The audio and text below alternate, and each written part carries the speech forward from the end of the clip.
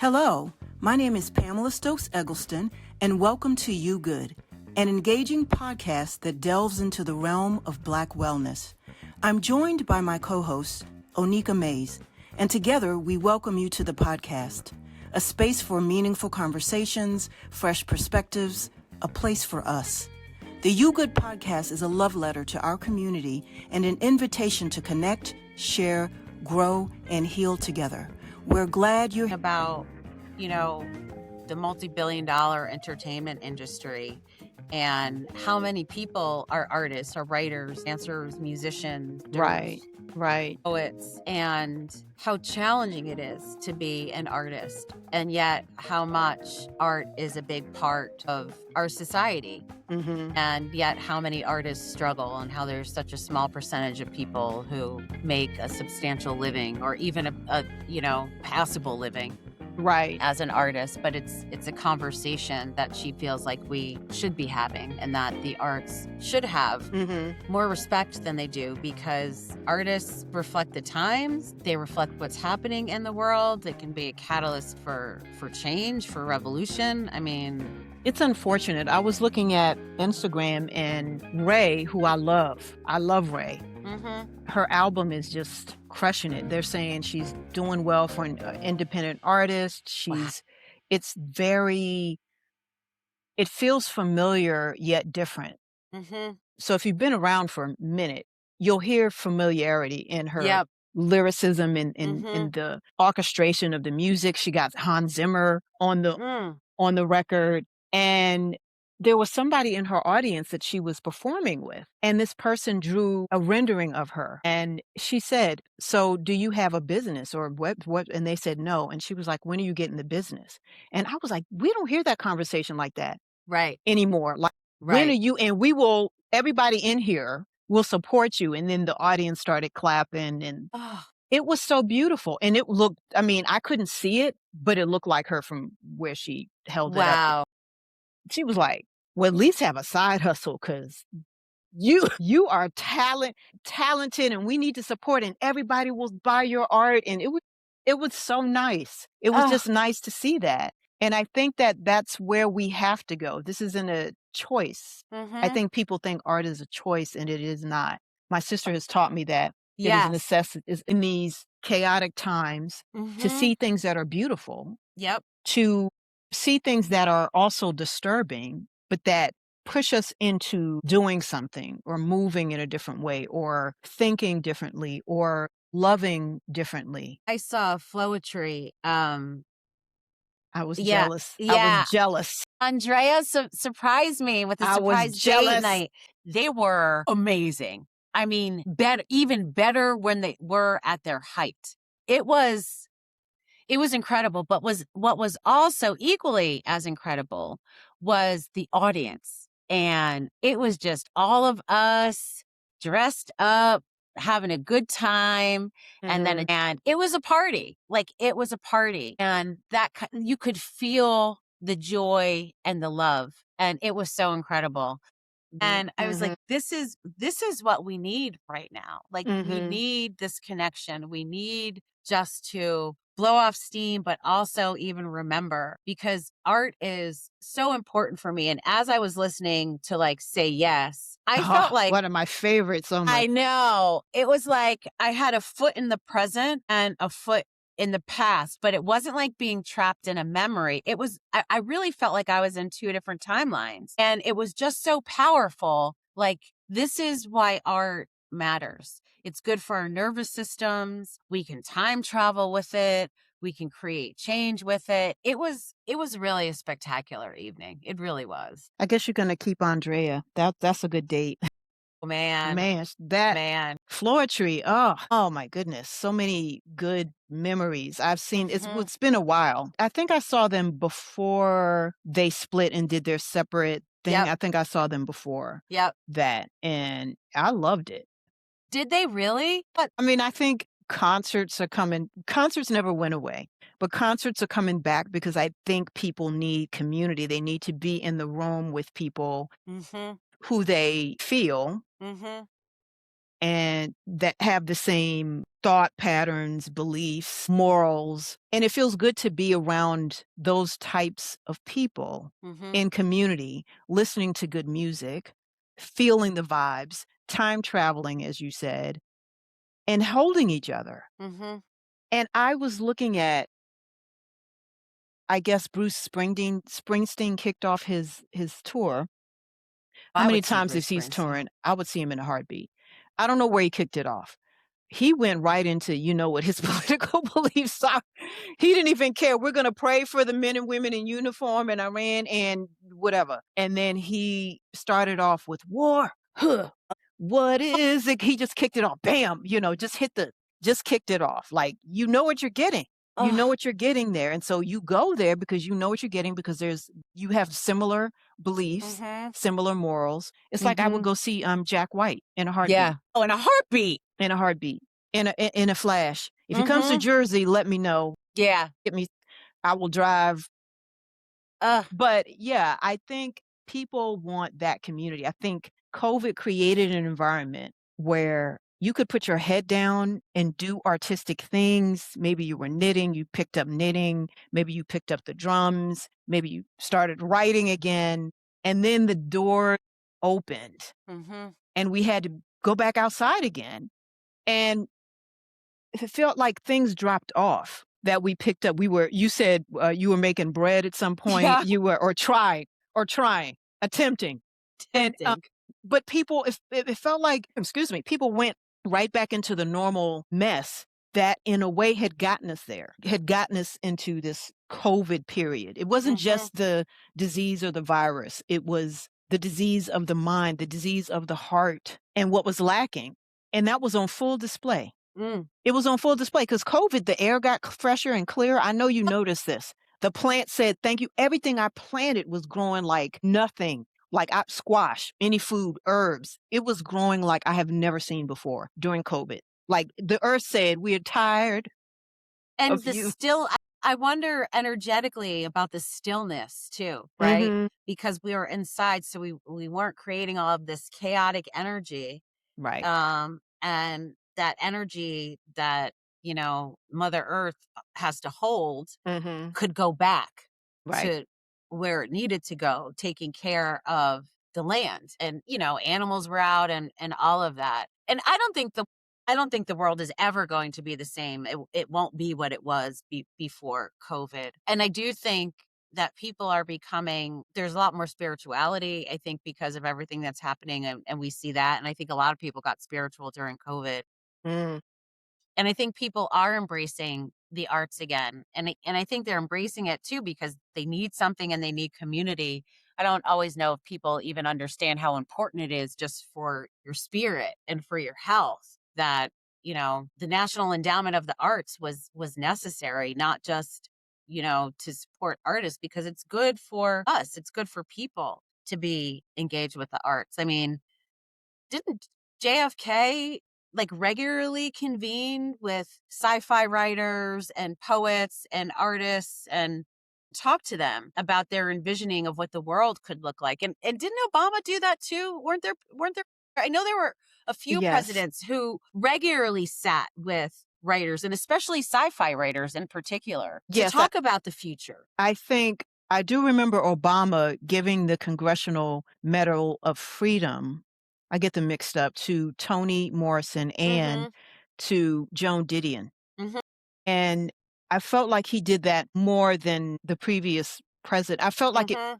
was more like he honored the writers and the poets and the Mhm. artists in that way, in other ways, more Mhm. than had been done. And it was refreshing for people Mhm. who like to write and who like to read. So yes, I agree with you. I'm not sure that JFK, I've heard that. I've Mhm. heard stories where that happened. And I think that opened the doors for this kind of information and knowledge and sharing and community And to be dreaming. felt. And dreaming, And right? dreaming. I mean, writers, artists, pianists, dancers, musicians, I mean, they help us dream of, a better world. Afrofuturism is, I Right. mean, Right. What is that? But it's not just imagination and right. It's imagination. whimsy Right. and weirdness.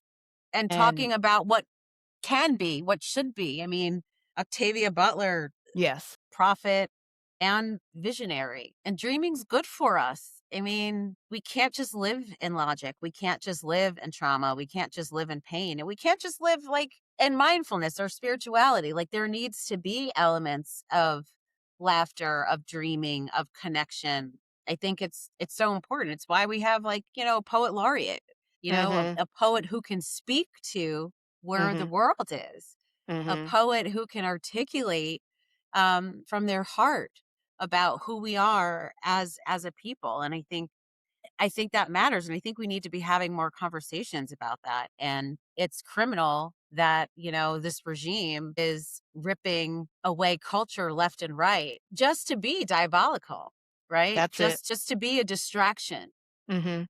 knowing full well that this kind of dreaming, brings forward scientists and helps us build. I mean, we dreamt about going to space. We talked about going to space so we could have scientists get us to space. Right. That came from imagination. That came from imagination and intelligence, Mm-hmm. which this current regime has neither of. Right. I Right. want to talk about what you said. Well, I want to ask you a question about Mm-hmm. dreaming. Does that include daydreaming? And in what way is there regular dreaming and daydreaming, and how is that enmeshed in sort of the ideal of imagination? Like what could be? Daydream regularly. I I used to daydream to distract myself. And then I realized that it was important that my daydreams weren't just daydreams. And sometimes my daydreaming was me talking to spirit, and I didn't realize that that's what I was doing. So I think as I started to get deeper into my spiritual practice and recognize that I'm daydreaming, but I'm channeling something at the same time, like something's coming in, Mhm. and then making distinctions and making a point sometimes just to set aside time to Mhm. dream rather than it being something that was distracting me from something I should have been doing. And so sometimes there was a little element of shame with my daydreaming because I should be doing this rather than daydreaming. But now that I realize the power of daydreaming and imagination to help me think about how I want to go forward, that I set aside time for it.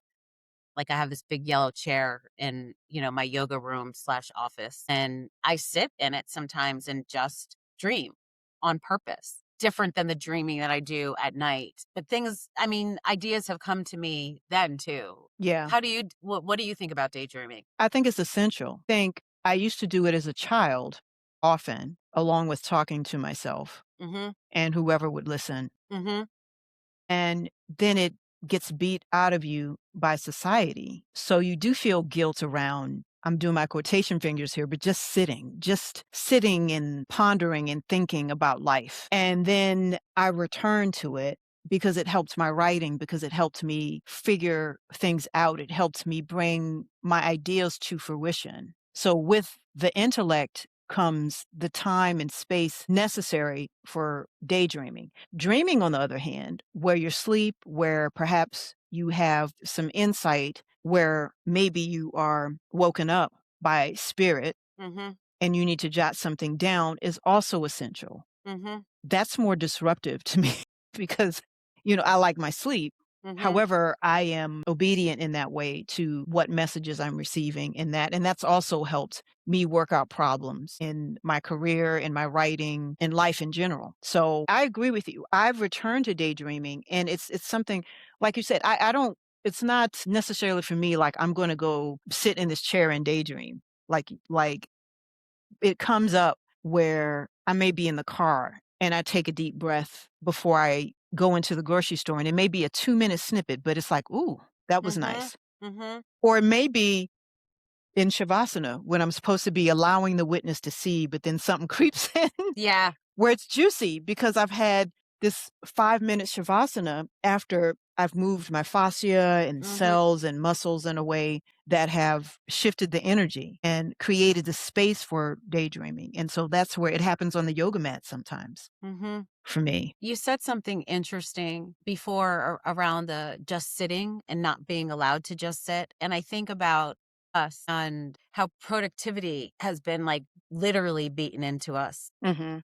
for those of us who had ancestors who were enslaved that carried over, I think, to my family because I wasn't allowed to dream. Mhm. And that's no fault. I don't think it's a fault of my parents. Like I was allowed to read. Like reading was okay, Mhm. right? Because I think reading still looked productive. So Right. sometimes, it's so fun. As soon as you said that, I actually had a memory come back at me of just like sitting around when I was younger, just doing nothing, like on a weekend or something. And both of my parents saying, "What are you doing? Like, Right. why aren't you doing something?" Get up, or And what are you doing? Or you're not doing anything, go here's the list of chores. You're not doing it, go read a book. Like I always had to be productive and, like not sleeping late and all of those things, which I mean, listen, they're great now. I love the fact that I am this person who likes to get up at 5 o'clock in the morning and all of that because it's really productive for my writing. But I think about the fact that I didn't really have any downtime. Mhm. Mhm. Mhm. I had to look busy. So I think I even got good at looking busy. I got great at it, unfortunately. Yeah, because even when I wanted to dream, because I've always been a dreamer. I have always been the kid who looked up at the clouds in the sky and who liked to think about things. And sometimes I would even be holding a book, but I'd be daydreaming. Mhm. And I'm just thinking about this now because it was a way to just play or imagine, but it wasn't something that I was supposed to be doing. Mhm. And their parents kept them busy, and a lot of that was out of safety, right? Like, it was the learned thing that becomes this trauma response that gets ingrained generation after generation because it was meant to protect us from something happening to us. If we weren't busy, we got beat or killed, and then it just becomes this thing like, "Why aren't you doing something? Why aren't you up? Like, get up." Like, all of these things that it turns into and how much creativity we lose. And I think about so many of our Black artists and how brave and courageous they had to be artists at certain periods of time around this whole narrative of busyness and productivity. Mhm. Yeah, I think about writers like James Baldwin and Bell Hooks and Tavia, as we mentioned earlier, who Gloria Naylor is uh, one of mine. right, where, yeah, there was some prophetic things being said by these people. Mm-hmm.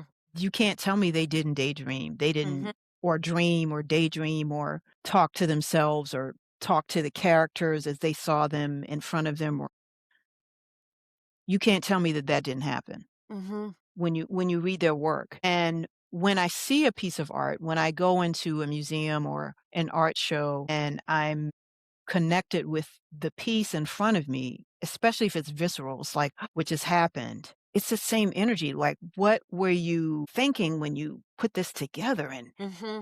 or not. Maybe it was a daydream. Maybe it was a download. Maybe it was a revelation. Maybe it was a conversation in a previous life. Mm-hmm. Who knows? But it's so apparent. And that's why art has to be pushed forward. It has to be cultivated and nurtured, especially in the moment that we find ourselves in. Yeah. We have to do this. This is not a you can ask any artist. Are they're compelled. They're like, who would choose that life to be to be the Listen, to be listen. the you know what I mean? You're writing stuff and you're compelled. Who would say I want to do this just because? You're getting tapped on the shoulder repeatedly. This is why you were put on the planet. This is why you were put on this earth. This is why you were born in this specific time, in this period, to show up, to show out, to put on display that the veil is being lifted and there is darkness there and there's shadow there and there is goodness there and there is hope there. And it's an amalgamation of all of these things. And you are the creative vehicle through which people will be able to have aha moments to say, "Ah, I get that. Ah, I get it through the reading. I get it through this poetry.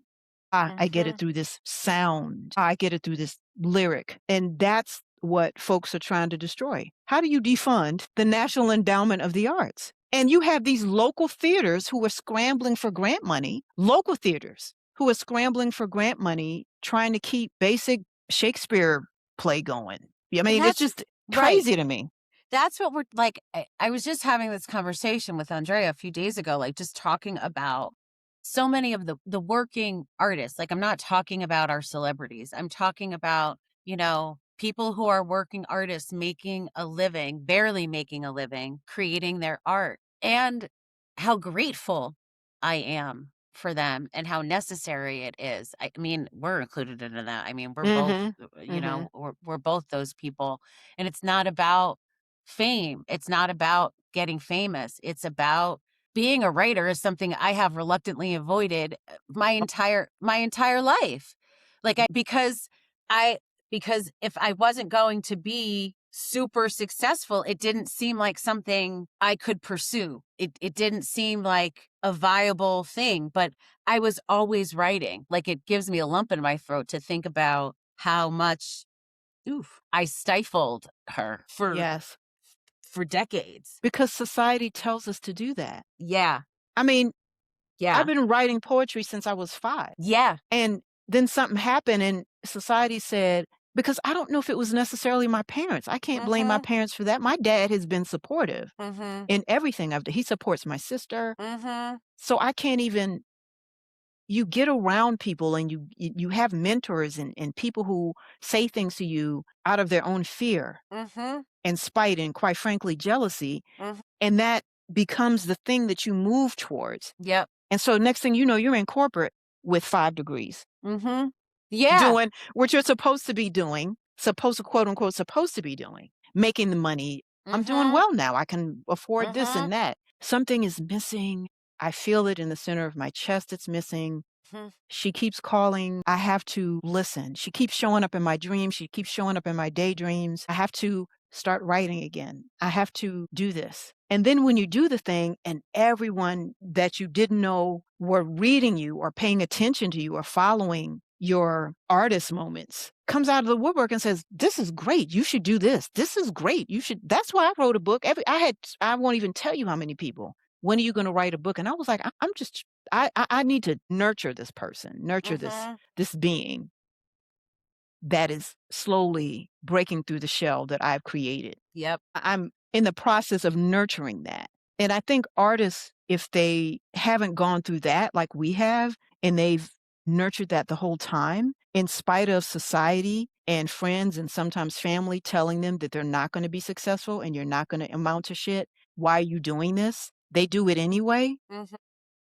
They never left her. They are intact. The higher power that's saying, this is what you must do.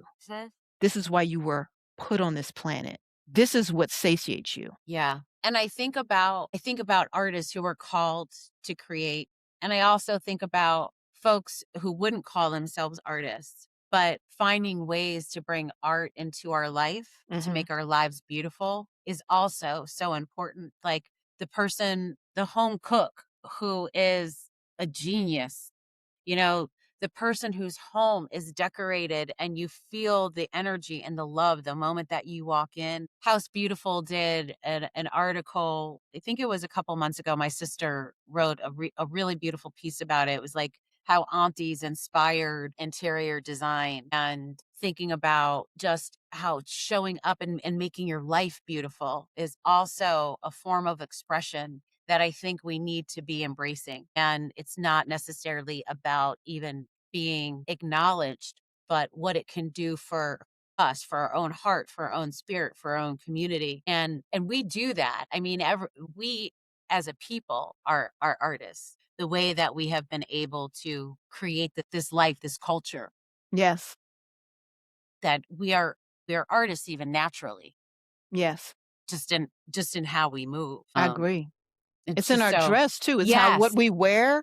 I mean, how many times you're like, she's wearing that dress, she's wearing those shoes, she's wearing, how you wear your hair, what accessories you put to it, and how we incorporate color. Mm-hmm. into things. I think that's us. We do it in a way that no one else does. Mm-hmm. That's just the reality. It's And true. yeah, yeah. It's a beautiful thing to witness. I agree with you. I think we are all artists. I think we haven't fully stepped into that as a community Mm-hmm. because of respectability politics, because of people telling us no, people saying, well, you need to go to school you need to be a doctor, a lawyer, or an engineer. Doctor, lawyer, engineer. You have no, and I have friends who grew up like that. Like, Mm-hmm. you have no choice. Meanwhile, you're thriving in creative writing in college and you're falling in love with it, but your parents are paying for that college degree. What are you going to do? And that's where some people just say, I'm choosing my light. I'm choosing the light, the shine that's inside of me. Chose to work at a bookstore. Like I have been wanting to. When you told me that, when you worked at a bookstore for almost 2 decades. I was like, this girl is at a bookstore. I was finding ways just to be next to it because I just didn't believe it was something I was allowed to do and to be acceptable or be respectable. And then I went the yoga route. And that was a way for me to still be a storyteller through my yoga classes and meditation classes. Like I was embracing my griot, like, and embracing that. And it's like, I just kept the long way around to finally saying, will you just write the goddamn book? Right. Like, come on. Just come on. And it wasn't until my dad died that I think I felt released a little bit. And that's really, I mean, that's a lot to say out loud because I didn't want to be an embarrassment. And I felt free, but I also felt him giving me a blessing to do this. Like him leaving so unexpectedly was like, you ain't in this body forever, girl. Like, right. You got more life behind you than in front of you. If you want to do the thing, you need to do the thing. If you want to write, you need to write and just do it and stop trying to do everything else except that. Well, I know that you were never an embarrassment to your father. Well, yeah. And I know that and he knows that he couldn't be more proud of what you've accomplished. And you stepped into your own power. And sometimes these things have to happen. I feel like my mother dying in my 20s pushed me into different directions at once where I felt like I need to take care of myself. So the easiest thing to do is to go into corporate. Yeah.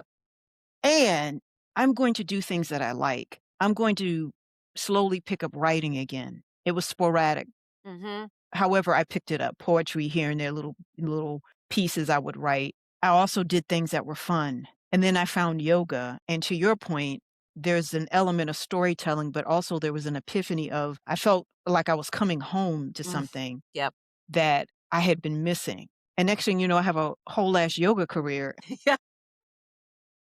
Because let me be clear, when I took yoga and I was in Shavasana and I was crying, I said, what is this? What's happening? Like I didn't even have the words for what the hell was happening. And then I wanted more of it. And then I started taking classes. And then I was like, maybe I'll go to a training. And this was before they had intensives for people. So everybody was going to a 200-hour, whether you wanted to teach or not. I was like, I'm not teaching any of this. I'm just improving my practice. I'm not teaching. Girl, I ended up teaching before I graduated because I'm a hustler. And I found, because you know this, you're not even surprised. I was teaching in studios before. They were like, we need to have somebody, we need to have the studio covered with insurance because she's not even certified. I said, oh. And my mother, I know she's laughing because I never wanted to teach shit. Okay. Anything, let alone yoga, because she was a teacher. She was an English teacher. And I'm like, I'm not teaching anything ever. Girl, I have been faculty at different places. Hilarious. It is so, but I think to your point, there's an aspect of storytelling there and sharing commonalities, whether that's unfortunately, not trauma bonding, but sharing Yeah. the commonalities of trauma and also Mhm. sharing the commonalities of joy Mhm. and pleasure and Yeah. ecstasy and sharing those commonalities. And you can do that in certain communities. The yoga community has its, faults, as we know, is also good for that when done right and correctly, Yes. when the roots are honored. And I think art does the same thing. You find writers groups. We talk about our writing and we share Mhm. each other's writing. We talk to other writers. People are like, "Oh, there's a writers conference over here." So I feel like that's also picking up more. Mhm. I feel the energy of that community. And I feel like that's where we are going. And specifically with people like us who are moving through these spaces of how can we nourish ourselves? Because we cannot. Now, we knew this before the shit hit the fan, but we cannot depend on these systems Mhm. to nourish us or to keep us. And I know we know Mhm. that sometimes we have to be hit with the reality Yeah. hard again and again to be like, I know that, but now I really know. I really feel this in my bones. Wow, Mhm. what can I do to pivot back to my people? What can I do to come back home to myself and to us to practice these things? To be elevated by these artistic endeavors and to be supported and to be able to feel like, wow, this feels like a family reunion Yeah. I'm returning to. This feels like love. This feels like grace. This feels like I have space to be my safe, authentic self, to be brave in, Mhm. and to be weird in. Mhm. Where can I be weird? I Yeah. love these new things where, there's like, "Oh, we need more whimsy, more Mhm. whimsy." And I'm like, we need to frolic. We need to be whimsy, Yes. more whimsy. We need to Yeah. have the space to be weird. And I think we're going back to that. I think it's a choppy road. It's a choppy voyage of returning to that sort of whimsy. I think Afrofuturism is definitely, Uh, in that. it is. And yes, in the rise of the black nerd, like the Yeah. acceptance, like, cause you and I, The we listen, acceptance. Oh my, that's we've listened, like we listened to music at an age when there was only a certain way to be black. I mean, I've even said that with one of my right. characters. There was only one way to be black in 1985 and I wasn't it.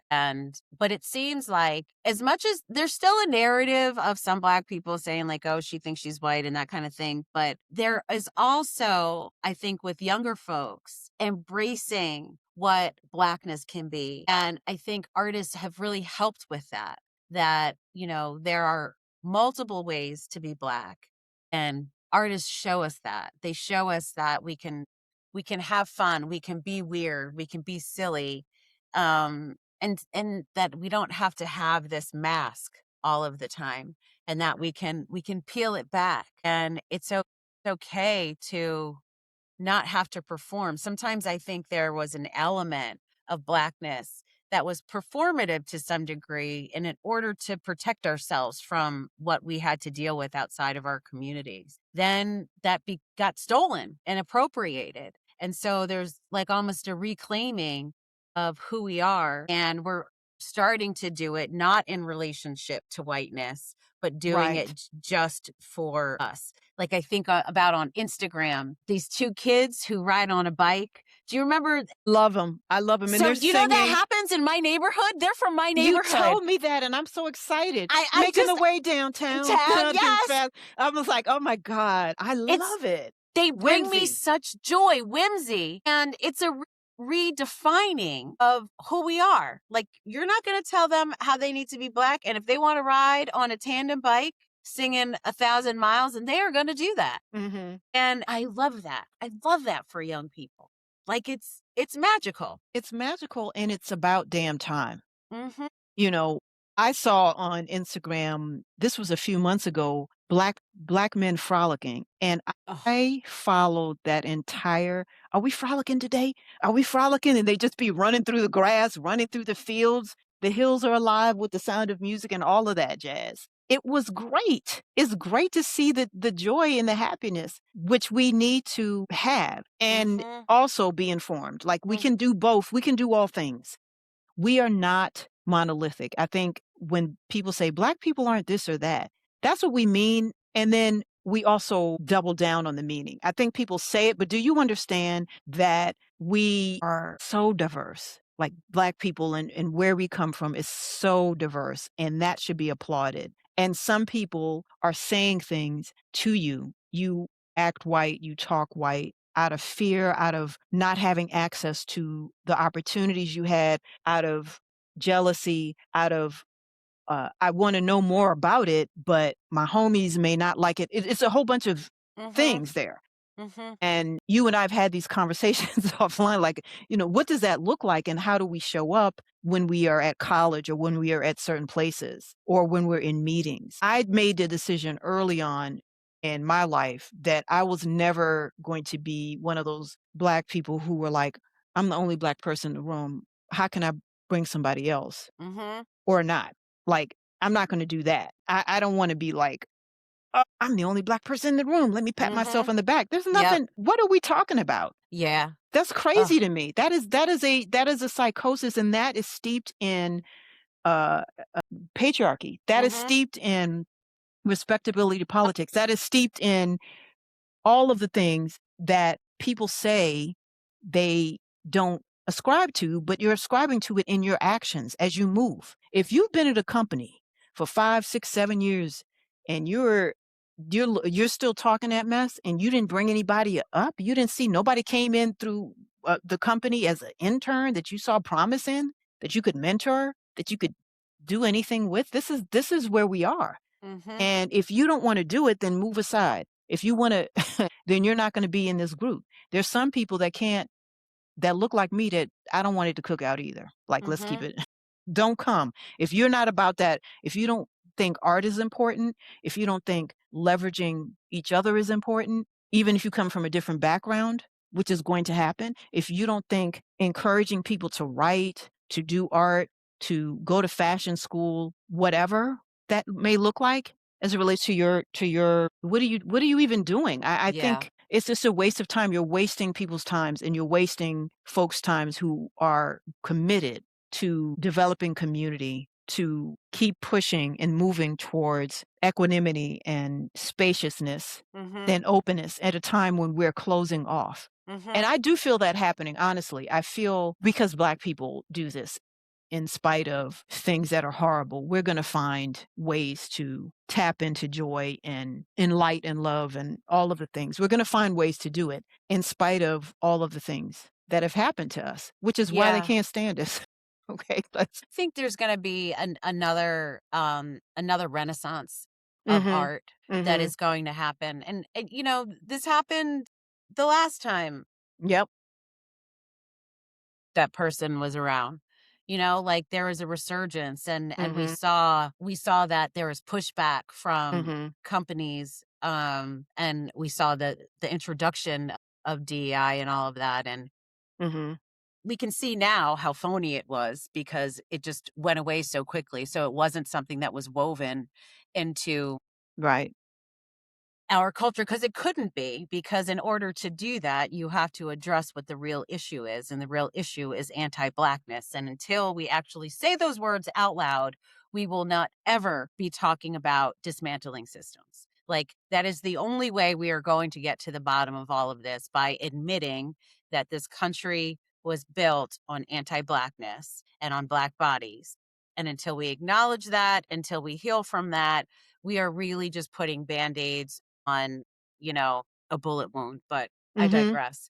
What I wanted to say was around this whole idea of a renaissance coming. I feel like there's so much more art that is starting to come out. And I think a part of it is, that I think you said like 700,000 black women are unemployed. So there's that avenue. I think there's pushback against what's happening in the world. So there's more art being created. I think what Ryan Coogler has done is Yes. is also paving a way, because he is definitely a bring people with him kind of person. Mhm.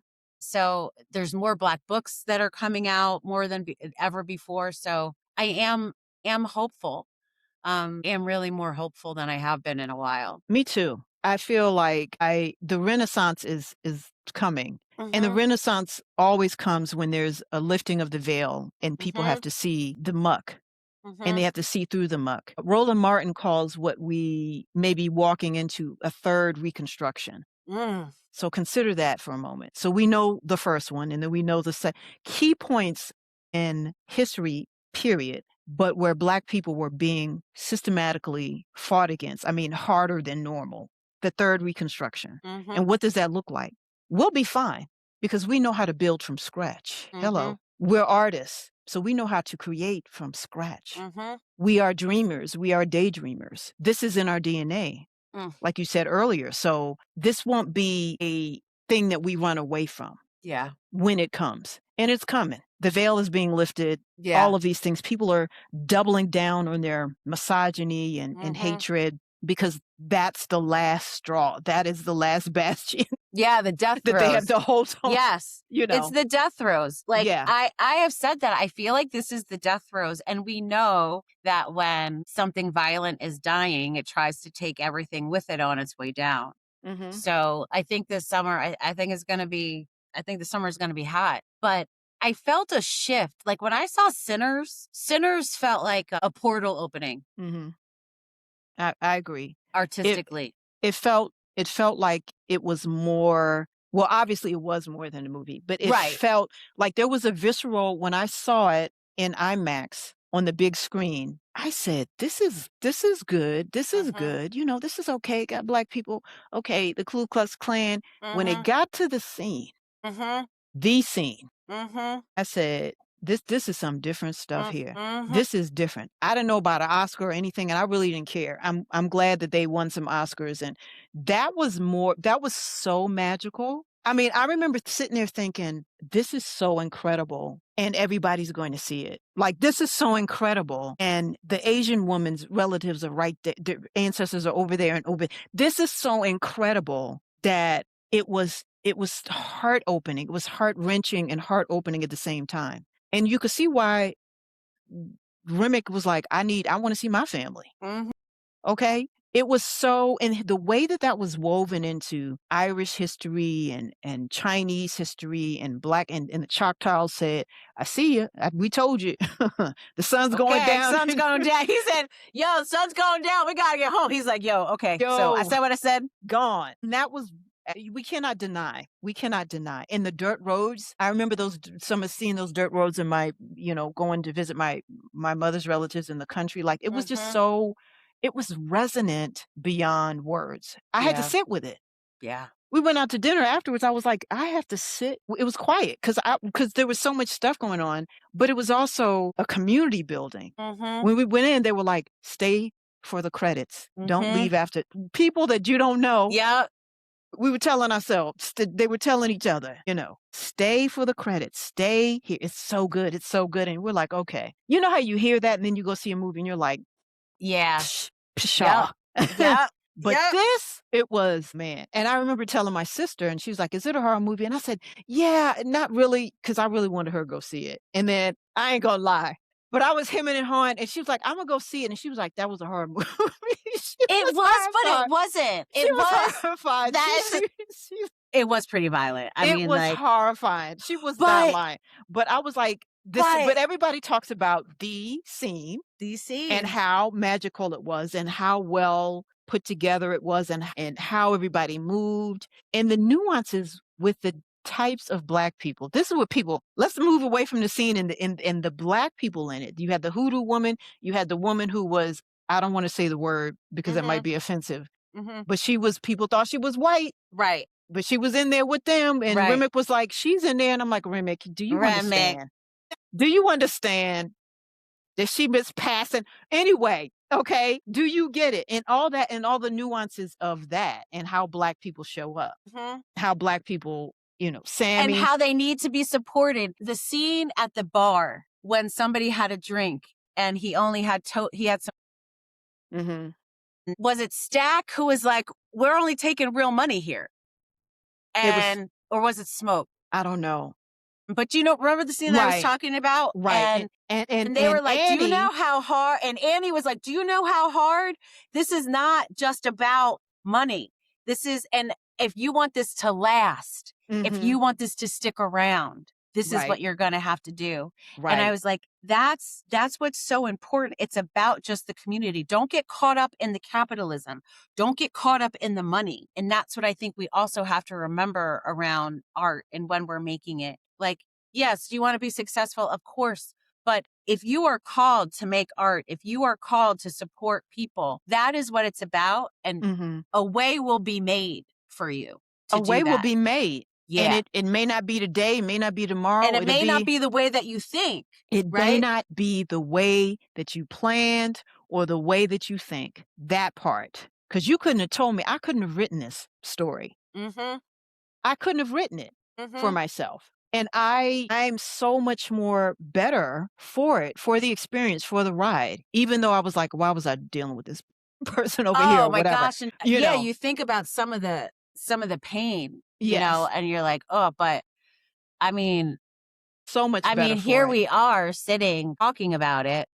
And the more I hope that we as a people can see that we need all of the things. So I'm happy that we have engineers. I'm hmm happy that we have doctors. I'm happy that we have lawyers. But when the people, the astronauts on the Artemis went up, they had to have some artistic endeavor. They had photography training. Is photography an art? It would be the words that they spoke were eloquent. my every single one of them. Poetry. The way that I'm blanking out on her name. She took whoever took the picture of her, she took it of hmm herself. And the moon, the earth was, and she's like braids on the moon. It hmm was really simple. And his words were eloquent, Victor's.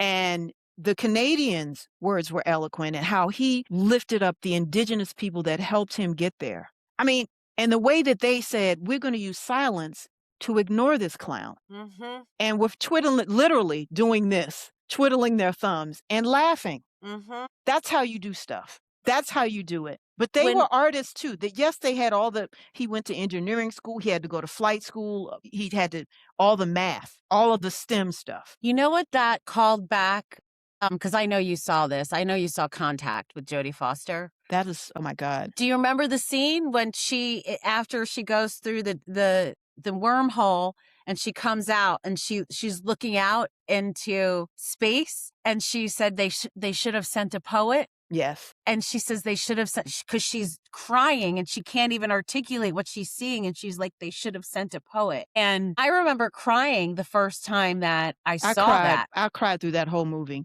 It was so And powerful. it made me wonder, were they thinking about that movie as well when they sent up these astronauts?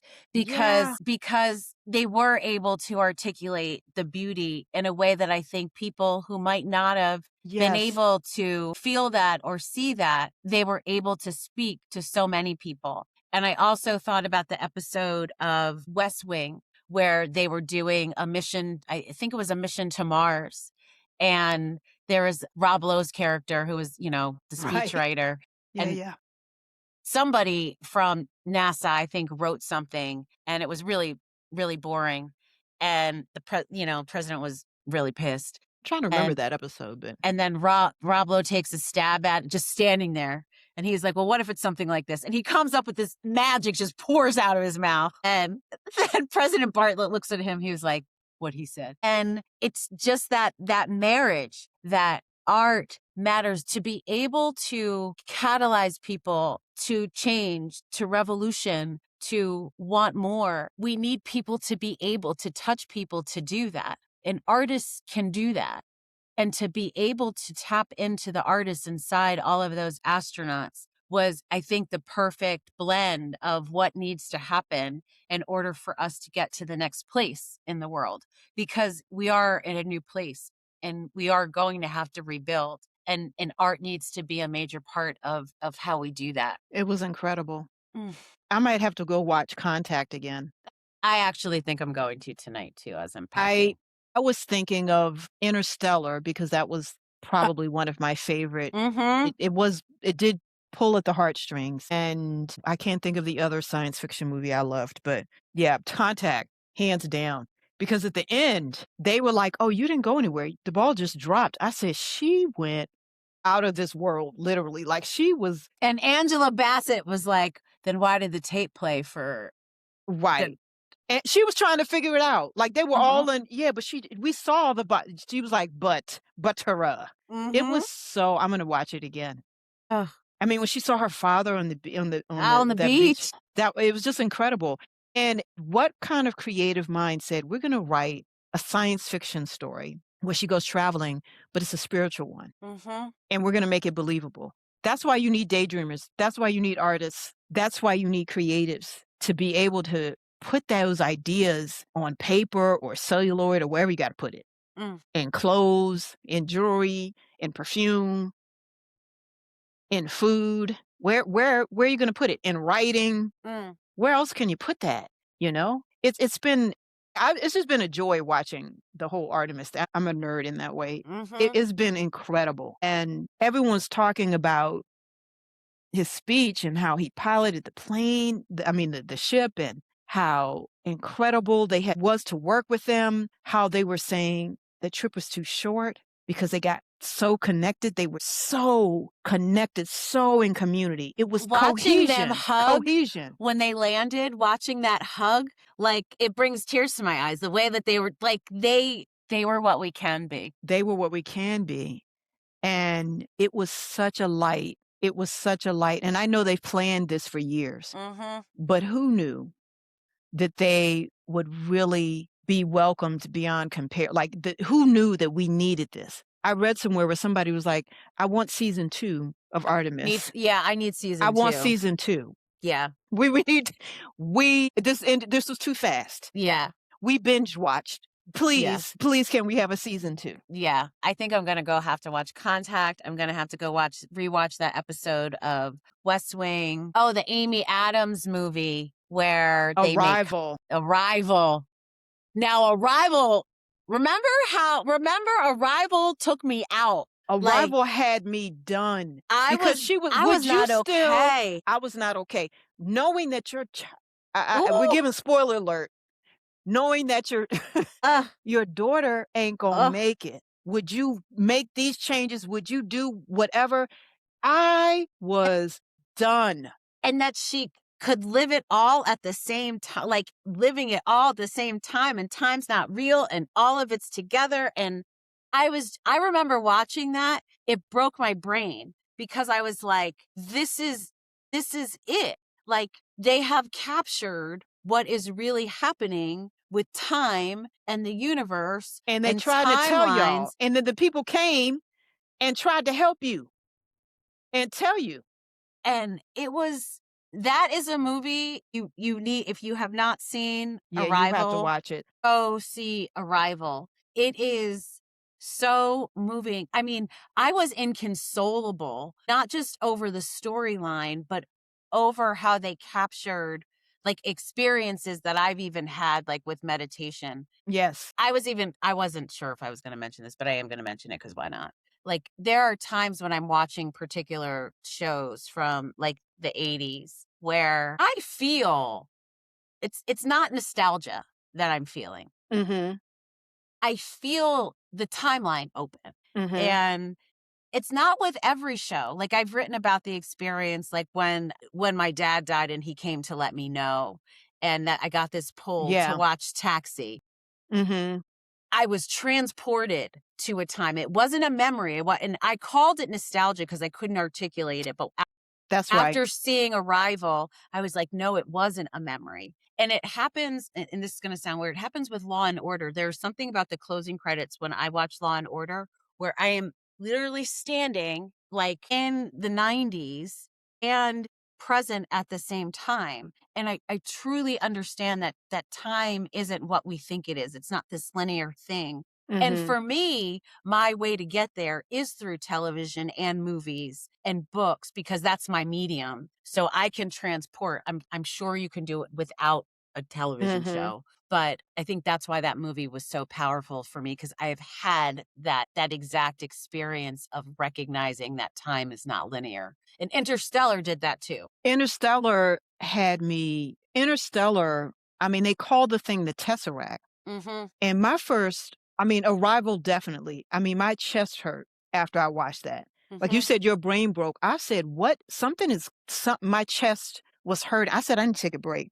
Mm-hmm. And yes, it was because of the sadness of it. It was but when that Asian guy knew exactly, when he knew, I know who you are. I know you come because my wife, because I had to take a break. Interstellar, because he had to leave his children behind and all of that, and he was talking to his daughter and things like that. And they called it the Tesseract. And the first thing, when I saw that movie, I said, that's the Akashic Records. Mm-hmm. I don't know what Tesseract means, but that's Akashic Records. He was like oh, here's my daughter at 15.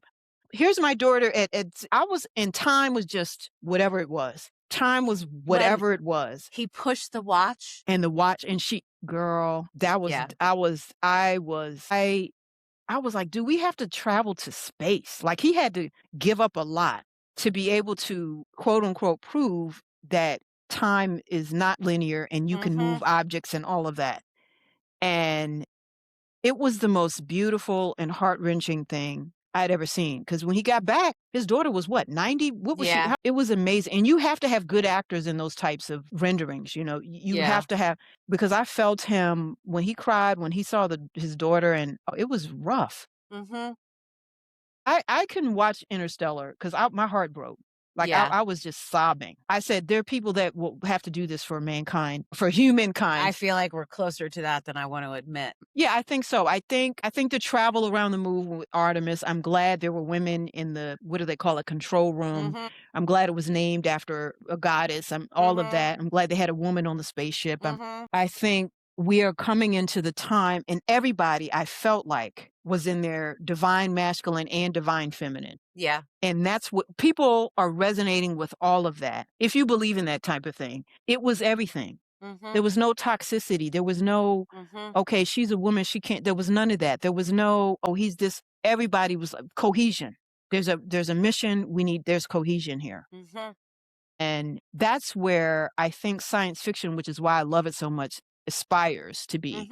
Like, where can we get to this point of cohesion? That's the artist's job, to elevate and to have you emote in some kind of way, even if you don't come back to the movie years after. Yeah. Which was the case for me in Contact. But to have you, not because it wasn't good, but because this is too much. Like, my spirit there's something going on with my spirit, and I've seen this. And that's why I love anything science fiction. I'm a Trekkie, I love Star Wars. I think that's a good genre for that. I also think horror is a good genre. Some things I can't watch because it's too much for me. But I think horror explores shadow a lot, and we need to explore shadow, and because we're dealing with it in myriad ways now. Yeah. And in very heavy ways now. Yep. And so how do we do that? So Sinners, yes, was a horror movie, but it was artistically done in a way that there were spaces in between, even with the horror, even like I understood Remick, didn't mean he wasn't going to keep doing what he was doing. And I also understood why you have to have the scene in it, and why, even in spite of all of that carnage, he still had to be a blues payer. Can we talk about it?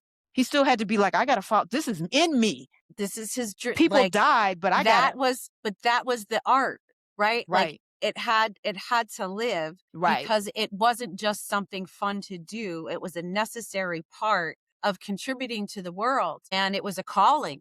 It was his calling. What are you going to do when you have a calling? You can't ignore it. I mean, you can't ignore the calling. For some people, the calling's forever. For some people, the calling's for a little while. Right. But when you get called to do something and you are able to do it, you need to do it. And sometimes it comes at great cost, but it's something that I think we still need to do. And I think we need to do more of that with daydreaming. We need to do more of that with imagination, even if it costs the rest of the world right now. I think Black people need to be dreaming, and Black people need to be embracing imagination, because I think it is necessary for us to thrive, to heal, and to collectively figure out how we're moving forward. I think to that point, it may or may not collapse the world. I think there is going to be a collapse, and I don't think, how can I say that? Like, I don't think we don't need to be concerned with that. No, that's what I mean. That's what I'm saying. Even if it costs something. I mean, I feel We're like so used to being used for productivity right, that we right, think we have to show up. I mean, you and I have had this conversation offline all the time, how I think I right, need to be out in the streets and I right, don't. and I'm Um, not right. it's like metta for the self, Mhm, right? We need to love on ourselves the same way that we have been loving on and taking care of the world forever. The fact that we have not been able to collectively do this has cost something to the world. So the mhm, fact that I think it is time for us to turn inward and to take care of ourselves. You're right. It's probably not a detriment to the world. It's actually probably really healing for the world, because if we aren't well collectively, nobody is. mhm. Agreed. And sometimes healing is painful. Sure. People, That's right. I'm going to heal. You think you're walking through daisies or whatever, and it hurts. It's painful. It's arduous. There's things you have to give up. There's things you didn't consider prior to your healing journey, quote Mhm. unquote. There's so much to be said for what that healing looks like. And some people are finding out because they haven't had to deal with any pain, Yep. really, at the end of the day, and Mhm. nothing like us. Mhm. So they are like tapping out after 3 months. Yeah, it's like when people It's just talk like, are you about crazy? their ancestors, and they talk about, or their spirit guides, and like they talk about it in all this flowery language, and I was like, who are your guides and ancestors? My ancestors and guides are like no joke with me. Like sometimes they're really like yoking me up by the collar. It is Hmm. not all warm and fuzzy. It is sometimes Mm-mm. very direct. Very direct. Like, And why are you doing this? Why are like, you girl, getting you ready to do paying this? attention? Like we're Right. talking to you. Like, what are you Right. doing?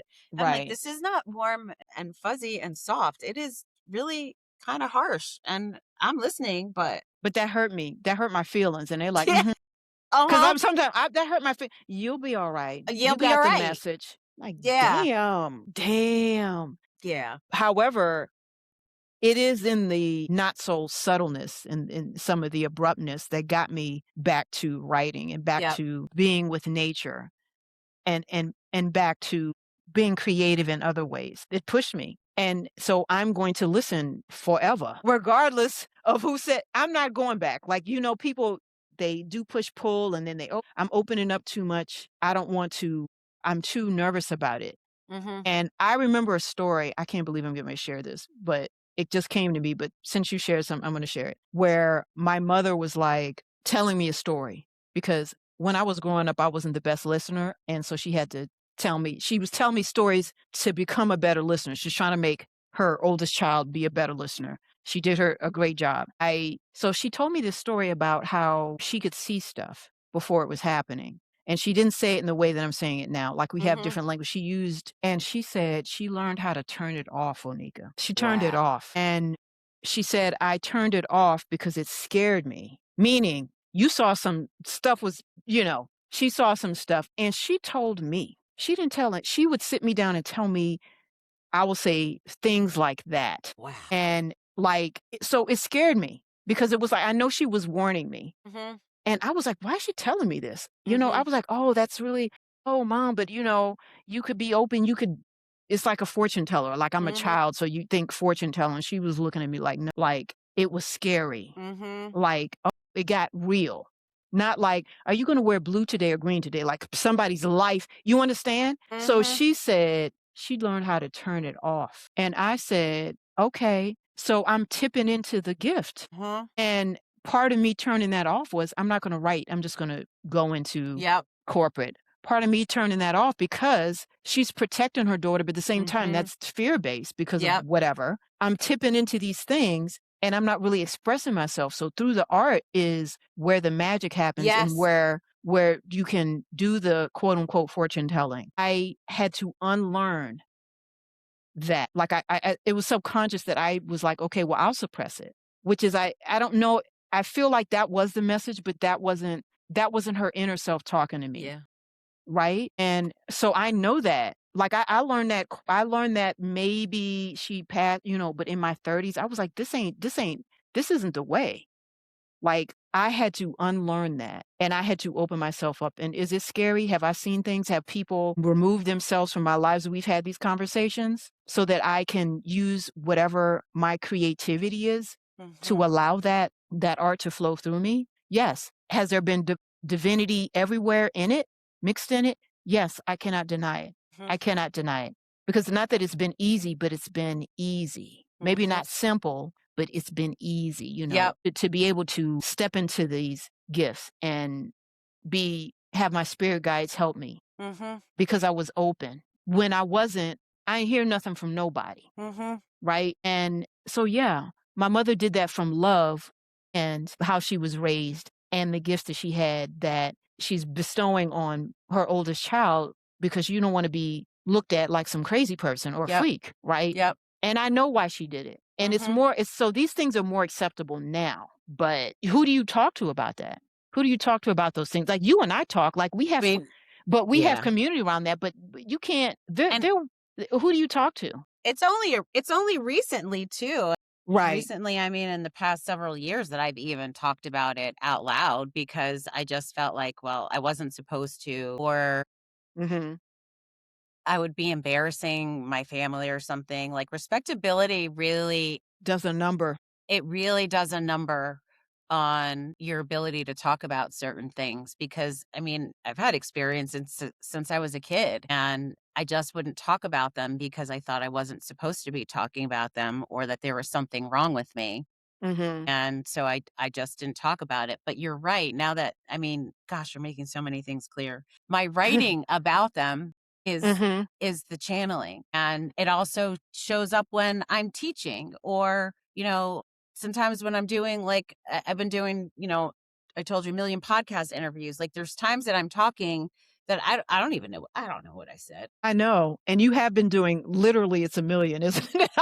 I mean, I'm so happy for you. And I don't know what I said and not because I wasn't present, but because I allow myself to be open sometimes and ask, right? I ask before I go into an interview, like, can you just make sure like you're covering me and I'm showing up and I'm being present. And if there's things you want me to say, like you can say them and I'll be a vessel for it. These are not things I would have talked about before. I would have felt like embarrassed or then the other part of respectability, unqualified. Like that's the other part. Right. Like, definitely qualified, definitely tapping in. Yeah, definitely. Yeah. And now not worrying about any of it. Like this is just, and that's also the practice, right? Like just like this is what it is. And we're all like this, but are we all willing to start to open up and return to who we are, not just individually, but collectively and with consciousness, like collectively here in this timeline, but then also back to consciousness because that's where we're going. Hey, some people are going kicking and screaming. Right. And some of us, I mean, there's joy and then there's also some hardships along the way. However, it's my journey and I want to partake in it. I want to do this. I've committed to moving in this direction. Yeah. And so, as the saying goes, you can't put the genie back in the bottle. That's right. Not doing it, don't want to do it, want to continue to walk towards, step into, swim, flow with my path going forward. I'm so glad that we had this conversation. Me too. These are always good conversations. I know, they are. They are. We always go there and talk about whatever's on our mind. And then sometimes people pop in and say, did you say that? And you're like, wait, start looking around like, oh, yeah. Who? Oh, was that me? Yeah.